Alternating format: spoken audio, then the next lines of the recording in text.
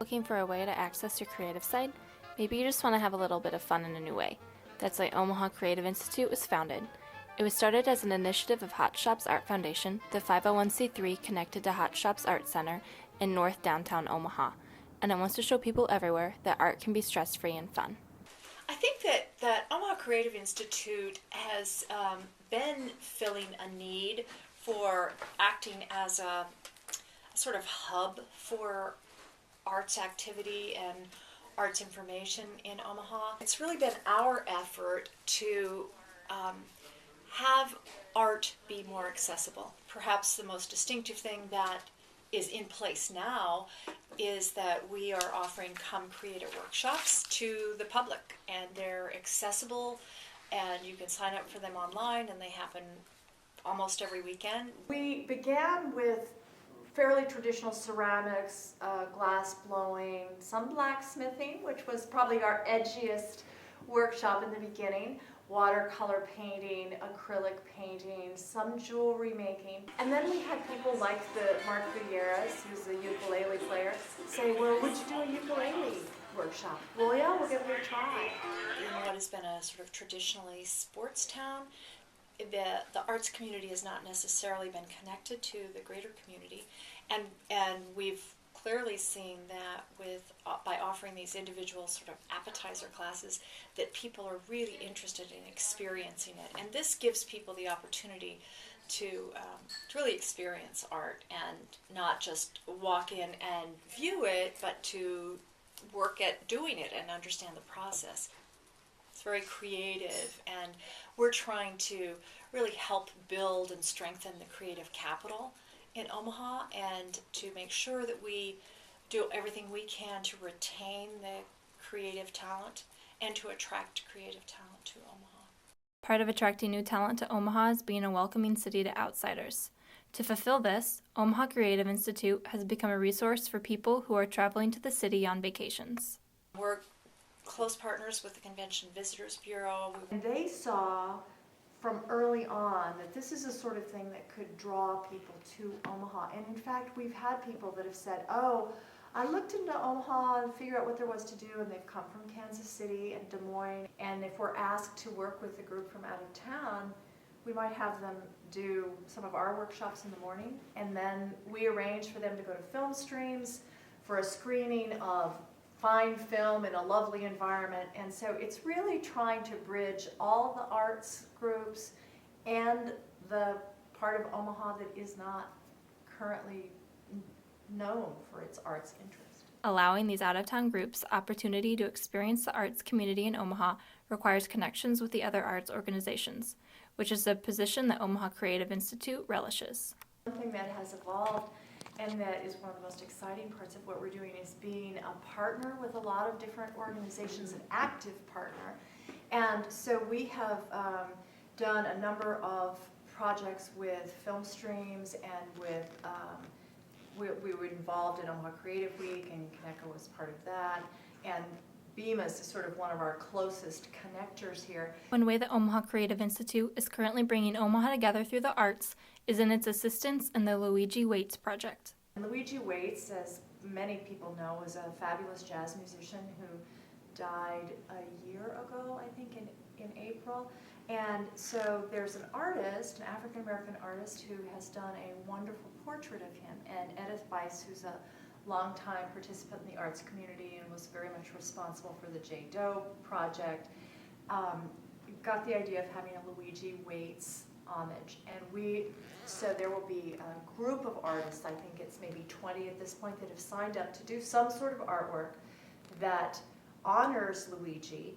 And there will be an exhibit. The first one will open at the W. Dale Clark Library downtown. I believe it's January 6th. It will go from there to, it goes to Mr. Toad's, which is the bar in the Old Market where Luigi's band played for a long time. It will also go to Metro Community College. The whole exhibit will go to Metro Community College. And then it will end up, the primary portrait that was done by Jeremiah Neal will end up at Dundee Dell in Dundee, so that all of these works will have moved around town, partnering both with arts organizations, academic institutions, the library, and businesses. And it's music and it's visual arts. And so as the sort of connector of all of that, one of the things that we bring to it is, and this doesn't sound terrifically interesting, but it is really important, is sort of an administrative ability to make sure things are funded properly, to make sure that they're done properly for tax purposes, to do promotion broadly. Omaha Creative Institute also made headway with other parts of the Omaha community earlier this fall. I mean, we've been very much downtown, you know, then kind of Dundee and kind of Midtown. But in September, we went west. We went to Village Point, 168th Street. Extraordinary. And we had brought in 3 workshops that were generously funded through Nebraska Arts Council and the Mary and Tom Jetton Foundation.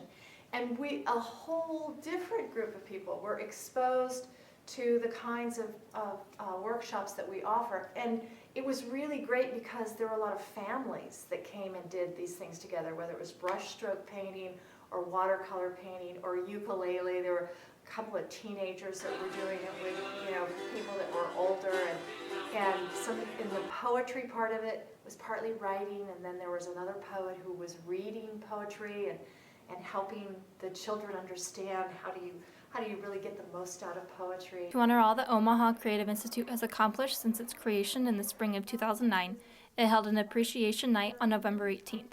During the dinner, Omaha Creative Institute allowed artists Amy Morin and Leslie Ely to present their work. My day job is as an inflatable mascot costume patterner, and I've worked there for 7 years, and so I've always sewn, and I have this studio at Hot Shops, and since about 2007 I've been working there, and my mom taught me to sew when I was really little. This is a piece called Plain Song, and it was an altered book that I made to benefit the Friends of the Library for Omaha Lit Fest. For me, I think as an artist, if you make too direct of a connection, it's kind of literal. It's sort of a one-to-one translation, and I think, you know, I guess mathematically it's like you want to go through a transformation. Overall, Omaha Creative Institute's main goal is to show people what art and creativity really are and to help them understand how to use them every day. I went to a creative tourism conference in Santa Fe, New Mexico, about 18 months ago.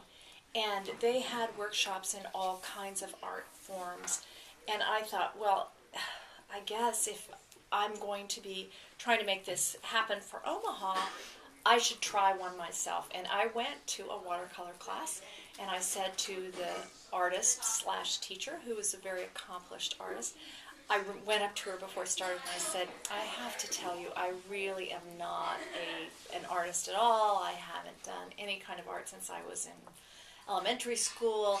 And she put her hand on my shoulder and said, you are the best kind of student because you have no preconceived notions. Creative is broadly defined in that sense, because certainly you have to be creative no matter what your profession is, whether you're a physician or a musician or a marketing person or an attorney, or every profession needs people that can think and problem solve without very strict guidelines.